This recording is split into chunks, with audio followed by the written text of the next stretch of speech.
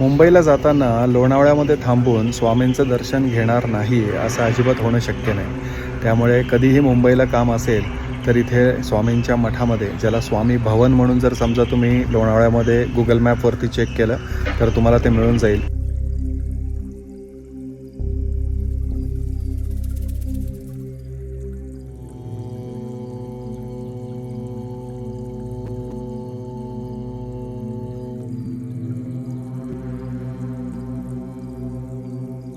अतिशय मनोहर, अतिशय सुंदर असं ठिकाण आणि स्वामींची मूर्ती, ज्याला असं म्हटलं जातं की एक लाईफ साईज स्वामींची मूर्ती आहे.